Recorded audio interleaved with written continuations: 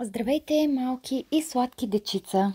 Днес ще ви разкажа една кратка, но много интересна приказка. Сега затворете очички и слушайте внимателно. Приказката се казва Джак и бобеното стъбло. Живеели някога бедна вдовица и нейният син Джак. Те имали само една крава и едва преживявали от млякото й. Но ето, че кравата остаряла и Джак тръгнал към пазара да я продаде. По пътя момчето срещнало някакъв странник, който предложил за животното шепа бобени зърна. Но те, според уверенията на странника, били вълшебни. Джак заменил кравата за зърната и се прибрал в къщи. Но когато разказал всичко на майка си, тя така се ядосала, че изхвърлила бобчетата през прозореца с думите: „Как може да си толкова глупав? Измамили са те!“ На сутринта Джак видял на двора огромно бобено стъбло. То било израснало от вълшебните зърна и стигало чак до небето. Момчето започнало да се катери нагоре, докато стигнало до върха.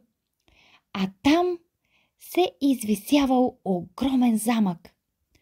Влязло вътре и онемяло от изненада.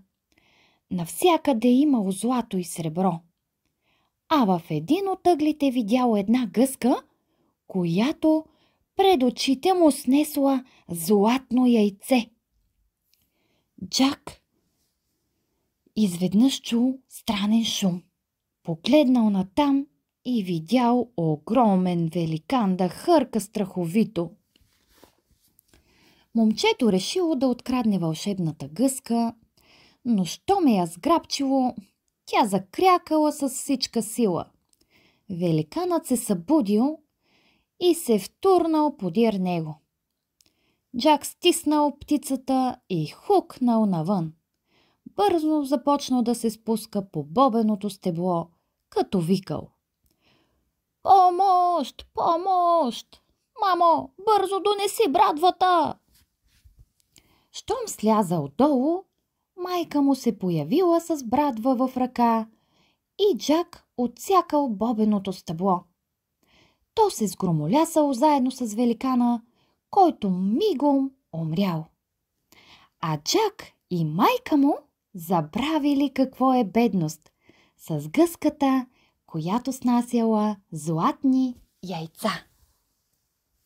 Лека нощ, мили деца!